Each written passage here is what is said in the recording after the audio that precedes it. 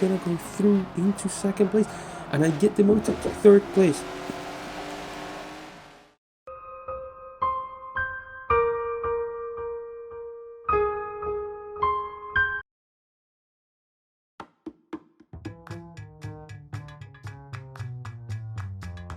Now, on towards the infamous S's, we have someone up our inside, we have to give him space, he goes through into first place, and looking up ahead towards the bottom chicane, there's contact, and the guy in the Viper and the GTR both bend it into the tire wall.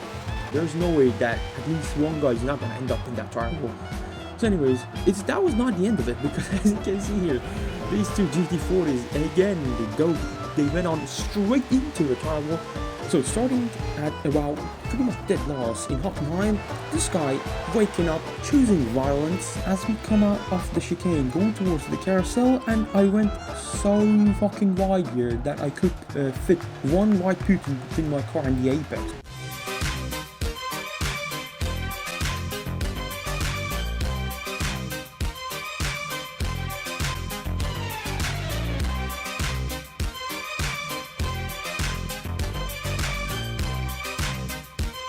And coming out of this corner, I'm gonna go for the biggest drift in the century.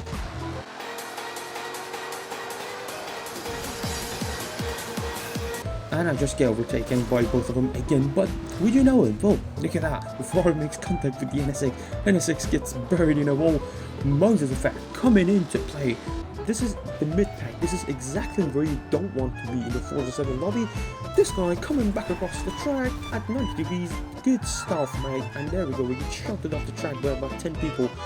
So, anyways, into this left-hander, Porsche going for a nice big cut. And then a dive bomb. So as we go towards the right-hander, Ferrari's having absolutely none of it. The revenge hit out of nowhere. Oh, bloody hell. That was absolutely ruthless by the Ferrari. So, going towards the biggest braking zone on the circuit, I lock up a little bit, slide, and then, oh my god, he misses me by about a millimeter, and then, well, it didn't really matter because I again pitch into the shadow. We're gonna, as I said, we're running the chicane down the although I saw it coming. I'm not gonna lie, I just completely saw it coming. The contact, you know, the backhand spin, basically, as we head on into the straight. This is where things kick off as Nikita Mazepin pushing Ublik all the way off the track. Oh my god, that's absolutely shoddy defending. Is he gonna do the same when I'm trying to go past him? Yes, he is gonna push me onto the cross into the wall. I'm having none of it. I'm just gonna show him the travel. That's right there, mate. There we go. Beautiful stuff. Just make sure he knows where the travel is. There we go. Beautiful stuff. This time taking things off Aaron Walking's blend, and look at this through the middle already. Moses effect coming in 5 seconds into the video.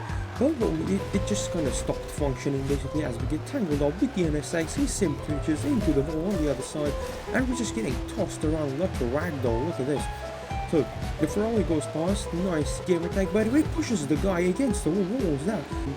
In 11th, behind the Lambo, as we head towards turn 1, I'm gonna go for a dive bomb from 4 business days back. Look at this. And Farhan coming back across the track, go hitting the wall on the other side. Oh my god, what was that? We're gonna have another look. Come on, look at this. The anti-extending wall just hits him, and the magnetic wall, the magnetic shadow and portal on the right hand side just kind of absorbs him and puts him into the shadow wall. Now, I want you to keep an eye on that because he obviously doesn't know what brakes are. He doesn't have a brake pedal. Just gonna go flying into the corner for the first time. Is Farhan gonna take the pro gamer line? Yes, he is. He's gonna extend all the way to the barriers. Same with Robo. But as we head towards the final chicane, things are about to go downhill because, oh my god, look at that. That's not pretty. That's not pretty at all. That was honestly absolutely disgusting. Look at the power difference. It's absolutely huge. I'm talking about the power difference, by the way. And Daniel is up in first place, but things are about to go downhill because he's gonna get acquainted with another wall in Spa as Farhan sweeps across the whole track. And oh my god, he's just gonna absolutely kill Daniel and put him in the wall. We move from Dubai to Suzuka, and we're just gonna casually kill Farhan and spin him around. But we're gonna ignore that. We're gonna pretend that it never happened. I just gave him a taste of his own soup. He lost so much speed. I'm gonna look up the inside as we head towards the final chicane, and I get the move done. But one is just gonna push me right. But I'm just gonna cut across the grass and the gravel, make sure he's not gonna get away with that. But he kind of got away with it, so, you know, I'm having none of it, so you might want to have a look at this, mate. There we go, beautiful, just completely spinning around and making face backwards. So, Robo has gone through to take first place. You know, if I'm not winning, you're not gonna be winning either, mate. If you push me, I'm gonna push you back. Make sure you're not gonna win the race. We go a little bit wide.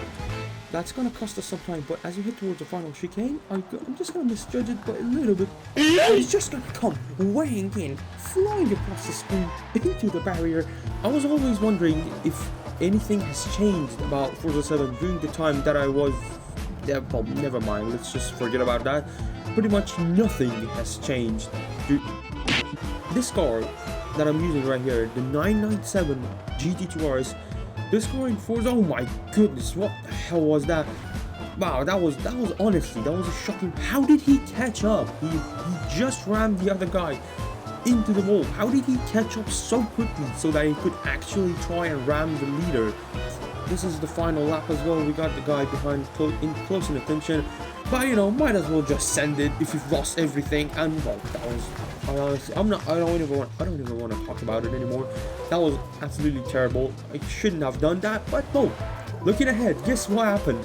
Robo fucking bended into the pit wall. How do you manage that? You're alone on the track. You have the whole track. How did you put your car in the pit wall? I'm gonna be testing my hidden powers. See if I still got them. We're down into 18th. The corner is finished, and we're up into 4th. We're gonna see what happens as we head towards turn 1. So nothing so far. This guy taking the Sebastian Vettel line. The F50 going off into the wall in sympathy. We're gonna see what happens here into the 90W right-hander. Super GT he's obviously partying for himself because he went straight on into the wall, absolutely bended. This race is developing to be a good race, or at least it was, you know, before I got tagged by the wall into a 360 spin time. As more rear wings are deployed onto the track, you know, obviously that these two guys, I knew that was gonna happen, but there's no but. Yeah, I knew that was gonna happen. We have another bottle drop. The leader, the guy that was originally in the lead, has absolutely bended and went straight on into the wall. We're gonna see what happened to him. So yeah, he brakes a little bit too late, yeah, to say the least. He goes into the wall, he reverses, but then he gets wheel spin and again goes into the wall. And that's me, Porsche and Super GT going past him as we head under. Jesus Christ, for the last time in the race, I see a proximity error. I look behind, there's nothing, but I look ahead and Super GT is somehow, you know, I don't know how, made his way through up into 2nd place, and he even passed me. Coming downhill, oh my goodness, we're gonna have to blur that out. We're definitely gonna have to blur that out. That was an absolutely shocking scene of wall abuse on display. He's made it, he's gone deep. Can I go around the outside? No, I can't. I go a little bit, turning too early. They raced me so hard. And that right there was Super GT's live radio. Well, as you can see here, Spa, 18 people pretty much dead last, and we ram Spencer and we get T-boned by the Corvette. And you know, everybody gangster until I decide to engage scenario 7 and also indicated with the symbol R on the bottom right of the screen, as you saw right there. This race is gonna go all the way down to the right. We're gonna now get side by side with Doom User. We're gonna go for an outbreaking maneuver. Yes, we get the move done, but obviously, you know, should have seen it coming. So anyways, moving back onto the race, we go past the go-kart, or whatever that car was, I don't even know. We get pushed right, and the go-kart coming in absolutely out of nowhere and push the two of them wide. And to this episode of the cleanest racing you'll find on Forza 7, Loris going up the inside, immediately regretting his decisions of going up the inside. Well, but we didn't make any progress as we go into the chicane. Blood Racer gets pushed wide and into the wall. Oh my god, he goes for a breakdown session. Did you see that? That was pure brilliance. We're in 9th place here. I need to catch a breath actually. But anyway, so looking at the right hand side, oh my god, that Lancer gets absolutely demolished by the other two guys. As we head into Lafayette, are we gonna not get rammed? Obviously no, we're absolutely gonna get rammed. 3 people going off, and we lose like 50 positions just because of that one idiot. As you can see here. So going through here, Corvette. Oh, such a sad scene. It was going like 20 miles an hour, and he just zipped to the left-hand side behind the Porsche 911 Turbo S. Let's see what happens here. We're getting pushed back behind, and the Turbo S hits the wall, and obviously, he decides that reversing back onto my way is a pretty smart idea and a smart decision. That move was a really big brain move. Rumors have it that his brain is so big, the whole solar system probably orbits around his head after pulling that move off.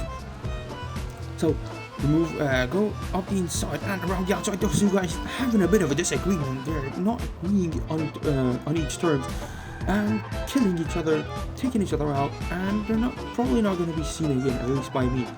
So we are, I myself actually, that's the right way. I got pushed wide and I pushed him back in return. I'm not gonna look behind, let's just hope for the best. Are we gonna get shunted? No, not quite. But he can still do it in turn 4 because there are no tire barriers on the left hand side. Are we gonna get rammed? No, what the fuck was that? But he goes a little bit too deep, so TVR is just gonna get the cut back on him and go back up into first place. And oh my god, what just happened back there? That Civic absolutely went flying into the wall. Oh, just don't extend any corners at all. As TVR drifts wide again, he seems to be having trouble controlling that 08 Viper ACR, TVR, you need to get good, mate. You just get good. That's my only advice for you. As if we catch a little bit of spin on the curb, and we're gonna sim twitch as we correct the car into forehand. And whoa, pretty sad times. Dragon going defensive against TVR as we hit towards the hairpin at the bottom. Dragon going a little bit too wide. TVR follows him wide. I'm gonna put my car up the inside as we head up the hill towards the Shimakuras. It's gonna be 3 abreast as we head up the hill. This is gonna end in tears for one of us. As we head towards the Shimakuras, I managed to just about sweep around the outside, but there's contact back there and TVR sent spinning off the track. And oh my god, he turns out to be the one ending this battle in tears. Oh man, that's such sad, such a good race. Came into an unfortunate end for him. As we take a look at the replay, and well, we're gonna see whose fault it was. That's me going around the outside. TVR gives enough space to Dragon, but then Dragon just doesn't slow down enough, and he goes wide and goes into the side of TVR as a result of not slowing down enough for the corner. And as we head towards turn 3 and well, the obvious we get tagged and sent into a spin. At the same time, Samurai goes really wide, dips his way over the gravel, and oh my god, there he goes for a spin. So yeah, we know who was behind the development of the 2020 Ferrari F1 car. Obviously Sam drives. He doesn't really drive, he just spins around. And these two guys clearly having beef with each other, and that is why you should become vegans. But I've had enough, so we're just gonna whip out the RPG, and there we go, just blow them up completely. And I myself also end up as collateral damage out of all of that. But we're gonna go back, we're gonna recap, see what happened. We see Sandro's win one. The German did not want to let him back on the track, and he just, one muppet, he just turned across on him.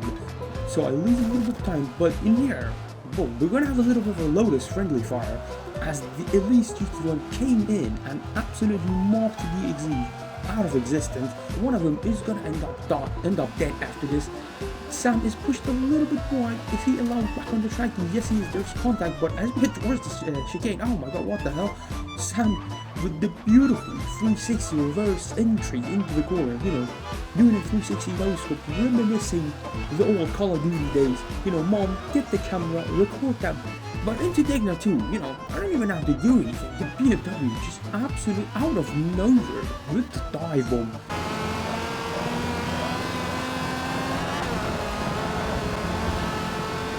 I don't think you have any idea how fast I really am.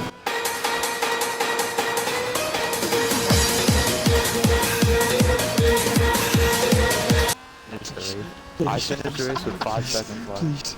Please. Yes.